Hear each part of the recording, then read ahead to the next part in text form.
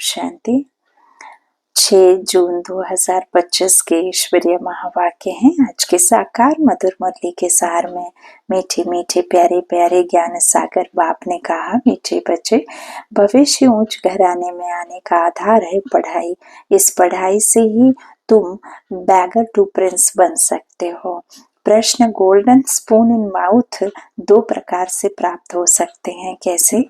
उत्तर, एक भक्ति में दान पुण्य करने से, दूसरा ज्ञान में पढ़ाई से। भक्ति में दान पुण्य करते हैं तो राजा या साहूकार के पास दूसरे जन्म में जन्म लेते हैं, लेकिन वह तो हो गया हद का। तुम ज्ञान में पढ़ाई से गोल्डन स्पून इन माउथ पाते हो, यह है बेहद की बात, 21 जन्मों के लिए पक्की और सच्ची बात। भक्ति में पढ़ाई से राजाई नहीं मिलती। यहाँ जो जितना अच्छी रीति पढ़ते हैं उतना उच्च पद पाते हैं। यहाँ विश्व पर राजाई की बात है और सुख की दुनिया के मालिक बनना, सत्व प्रधान दुनिया के मालिक, देवी देवता, है ना। ओम शांति। मीठे मीठे सिक्के लदे बच्चों को रूहानी बाप बैठ समझाते हैं। इनको कहा जाता है रूहानी ज्ञान। आत्मा का ज्ञान परमात्मा के द्वारा मिलने वाला ज्ञान। तो रूहानी आत्माओं को रूहानी बाप आकर के ज्ञान देते हैं। तो बाप आकर भारतवासी बच्चों को समझाते हैं, अपने को आत्मा समझो और बाप को याद करो। यह बाप ने खास फरमान किया है तो वह मानना चाहिए ना। ऊंचते ऊंच बाप की श्रीमत मशहूर है। यह भी तुम बच्चों को ज्ञान है कि सिर्फ शिव बाबा को ही सिरी सिरी कह सकते हैं, वही सिरी सिरी बनाते हैं। सिरी माना श्रेष्ठ। तुम बच्चों को अभी पता पड़ा है कि इन्हों को बाप ने ऐसा बनाया है। लक्ष्मी नारायण को बनाने वाला कौन? बाप। श्री लक्ष्मी श्री नारायण, श्री श्री की मत के द्वारा श्री लक्ष्मी श्री नारायण बने। तो हम अभी नई दुनिया के लिए पढ़ रहे हैं। नई दुनिया का नाम ही है स्वर्ग अमरपुरी। महिमा के लिए नाम बहुत है, कहते भी हैं स्वर्ग और नर्क।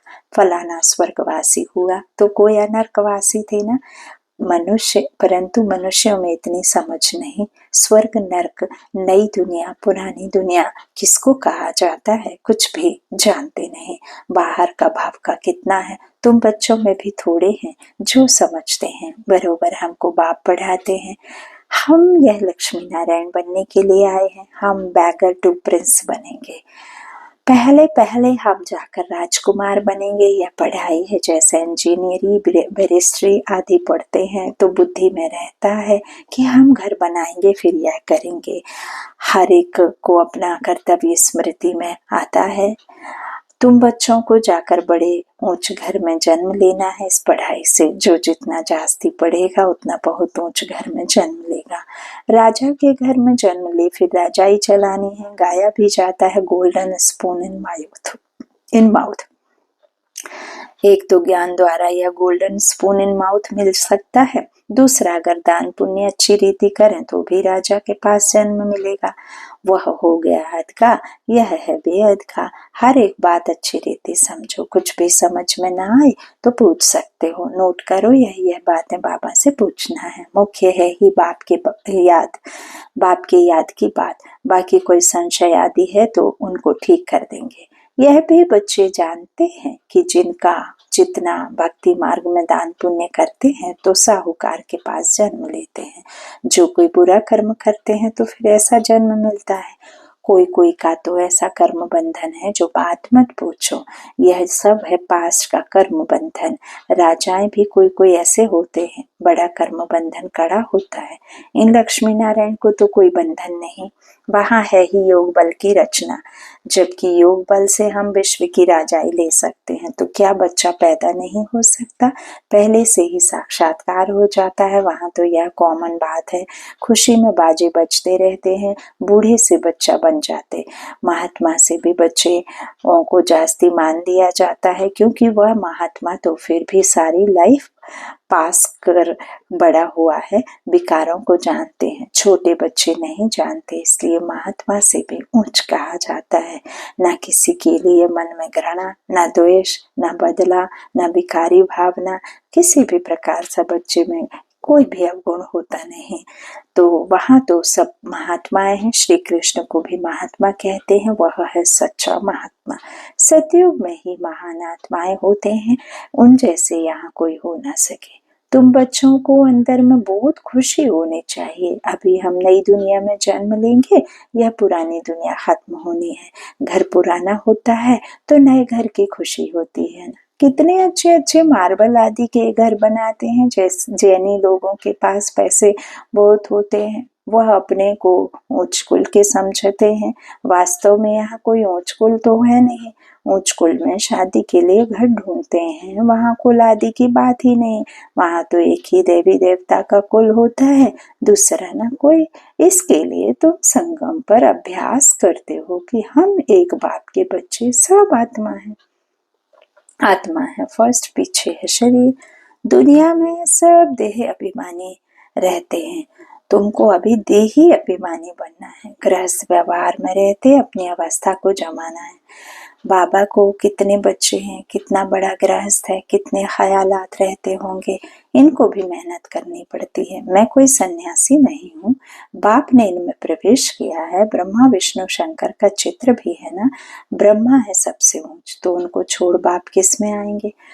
ब्रह्मा कोई नया पैदा नहीं होता, देखते हो ना इनको कैसे अडॉप्ट करता हूँ। तुम कैसे ब्राह्मण बनते हो, इन बातों को तुम ही जानो और क्या जाने। कहते हैं यह तो जवाहरी था, इनको तुम ब्रह्मा कहते हो। उनको क्या पता इतने ब्राह्मण ब्राह्मणियां कैसे पैदा होंगे। एक एक बात में कितना समझाना पड़ता है, यह बहुत गुहा बातें हैं ना। तो इनको तुम ब्रह्मा कहते हो, उनको क्या पता इतने ब्राह्मण ब्राह्मणियां कैसे पैदा होंगे। एक एक बात में कितना समझाना पड़ता है, यह बहुत गुहा बातें हैं ना। यह ब्रह्मा व्यक्त और वह अव्यक्त, यह पवित्र बन फिर अव्यक्त हो जाते हैं। यह कहते हैं मैं इस समय पवित्र नहीं हूँ, ऐसा पवित्र बन रहा हूँ। प्रजापिता तो यहाँ होना चाहिए ना, नहीं तो कहाँ से आए। बाप खुद समझाते हैं मैं पतित शरीर में आता हूँ, जरूर इनको ही प्रजापिता कहेंगे, सूक्ष्म वतन में नहीं कहेंगे। वहाँ प्रजा क्या करेगी, यह इंडिपेंडेंट पवित्र बन जाते हैं। जैसे यह भी पुरुषार्थ करते हैं, वैसे तुम पुरुषार्थ कर इंडिपेंडेंट पवित्र बन जाते हो, विश्व के मालिक बनते हो ना। स्वर्ग अलग नरक अलग है। अभी तो कितना टुकड़ा टुकड़ा हो गया है। 5000 वर्ष पहले की बात है, जबकि इनका राज्य था। वो लोग फिर लाखों वर्ष कह देते हैं। ये बातें समझेंगे भी वही जिन्होंने कल्प पहले समझा होगा। तुम देखते हो यहाँ मुसलमान पारसी आदि सब आते हैं, खुद मुसलमान फिर हिंदुओं को नॉलेज दे रहे हैं। वंडर है ना। समझो कोई सिख धर्म के हैं, वह भी बैठ राजयोग सिखलाते हैं। जो कन्वर्ट हुए हैं वह फिर ट्रांसफर हो देवता कुल में आ जाएंगे। सैम्पलिंग लगता है तुम्हारे पास। क्रिश्चियन पारसी भी आते हैं, बौद्धि भी आएंगे। तुम बच्चे जानते हो जब समय नजदीक आएगा तब चारों ओर से हमारा नाम निकलेगा। एक ही भाषण तुम करेंगे तो ढेर तुम्हारे पास आ जाएंगे। सबको स्मृति आ जाएगी हमारा सच्चा धर्म यह है। जो हमारे धर्म के होंगे वह सब आएंगे, तो ये सही आएंगे तो सही ना, लाखों वर्ष की बात नहीं है। बाप बैठ समझाते हैं तुम कल देवता थे, अभी फिर देवता बनने के लिए बाप से वर्षा ले रहे हो। तुम सच्चे सच्चे पांडव हो। पांडव अर्थात पंडे, वो है जिस्मानी पंडे, तुम ब्राह्मण हो रूहानी पंडे। तुम अभी बेहद के बाप से पढ़ रही हो। ये तुम हो रूहानी नई दुनिया का रास्ता बताने वाले पंडे, गाइड बन करके, है ना। रूहानी बाप की सेवाधारी बच्चे। तुम हो रूह का ज्ञान देने वाले। तुम हो सतयुगी राज्य की कहानी सुनाने वाले। तुम हो पवित्र बनाने का रास्ता बताने वाले। तो तुम पंडे हो, है ना। नई दुनिया, नई अपने असली घर का। तो तुम अभी बेहद के बाप से पढ़ रहे हो। यह नशा तुमको बहुत होना चाहिए। हम बाप के पास जाते हैं जिनसे बेहद का वर्षा मिलता है। हाँ, वह हमारा बाप टीचर भी है। इसमें पढ़ने की लिए कोई टेबल कुर्सी आदि की दरकार नहीं। यह तुम लिखते हो सो भी अपने पुरुषार्थ के लिए। वास्तव में यह समझने की बात है शिव बाबा तुमको पत्र लिखते हैं, लिखने के लिए यह पेंसिल आदि उठाते हैं। बच्चे समझेंगे शिव बाबा के लाल अक्षर आए हैं। बाप लिखते हैं रूहानी बच्चे, बच्चे भी समझते हैं रूहानी बाबा। वह बहुत ऊंचे हैं, उनकी मत पर चलना है। बाप कहते हैं काम महाशय यह आदि मध्य अंत दुख देने वाला है।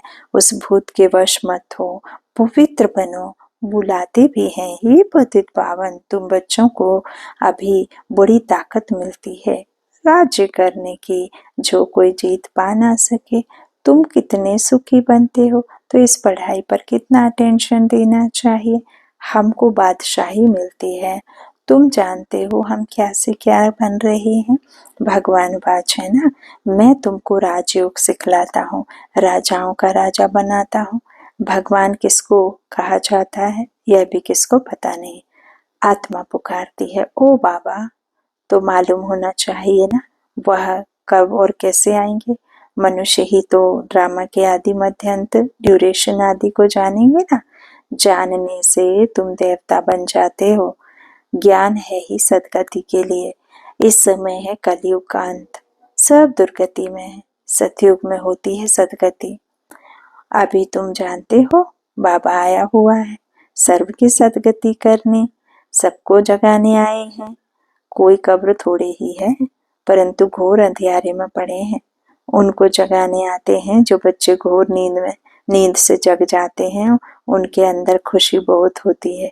हम शिव बाबा के बच्चे हैं। कोई भी कर्म का कोई किसी भी प्रकार से विकर्म नहीं करना बाबा कहते ना, तो कोई किस्म का फिर फिक्र नहीं है।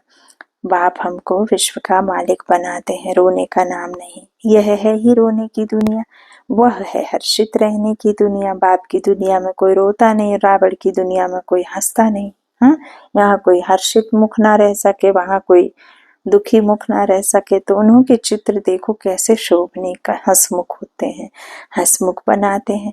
वह फीचर्स तो यहाँ निकाल ना सके, बुद्धि से समझते हैं। इन जैसे फीचर्स देखने में आते हैं। तो मीठे मीठे बच्चों को अब स्मृति आई है कि भविष्य में अमरपुरी के हम प्रिंस बनेंगे। इस मृत्यु लोक को, इस भंभोर को आग लगनी है। सिविल वार में भी एक दो को मारते कैसे हैं, किसको हम मारते हैं वह भी पता नहीं पड़ता है। हाहाकार के बाद जे कार होनी है तुम्हारी विजयी, बाकी सब विनाश हो जाएंगे। रुद्र की माला में पिरोकर फिर विष्णु की माला में पिरोए जाएंगे।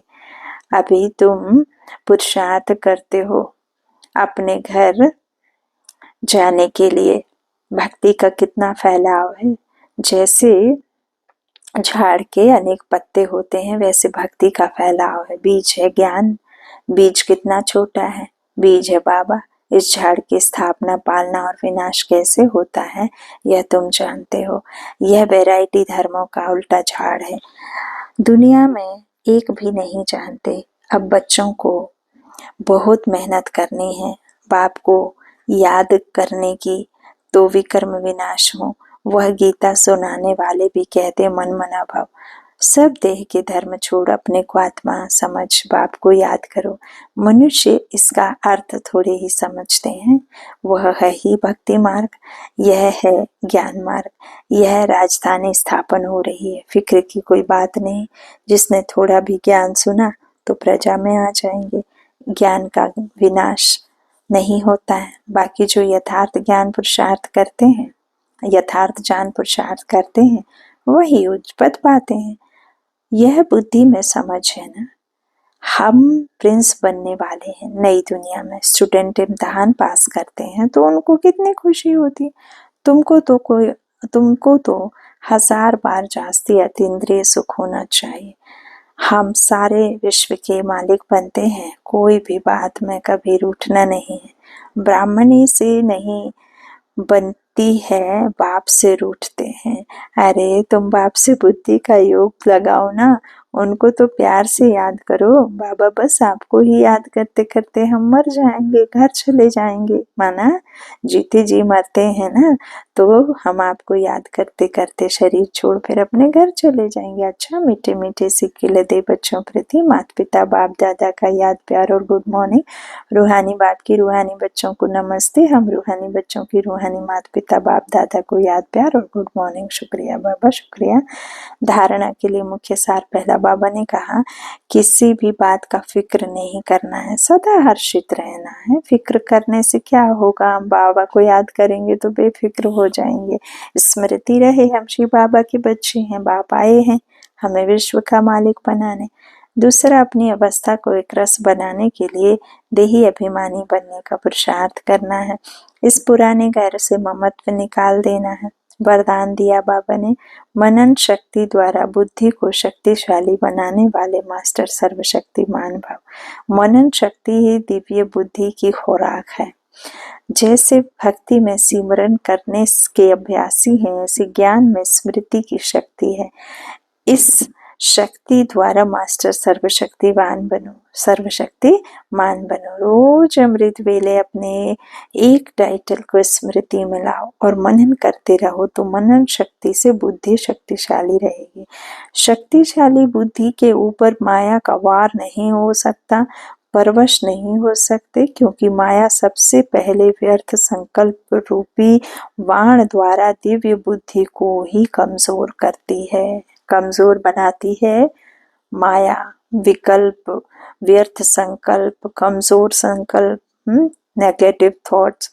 तो इस कमजोरी से बचने का साधन ही है मनन शक्ति। ध्यान देना कि मैं आत्मा हूँ और आत्मा के गुणों को इमर्स करना। बाप के संतान, बाबा के गुण आप में है ना। स्लोगन, आज्ञाकारी बच्चे ही दुआओं के पात्र हैं, दुआओं का प्रभाव दिल को सदा संतुष्ट रखता है। आज्ञाकारी बच्चे ही दुआओं के पात्र हैं, दुआओं का प्रभाव दिल को सदा संतुष्ट रखता है। अव्यक्त इशारे आत्मिक स्थिति में रहने का अभ्यास करो, अंतर्मुखी बनो। सदा बेहद की आत्मिक दृष्टि, भाई भाई के संबंध की वृत्ति से किसी भी आत्मा के प्रति शुभ भावना रखने का फल जरूर प्राप्त होता है। इसलिए पुरुषार्थ से थको नहीं, दिल शिकस्त भी नहीं बनो।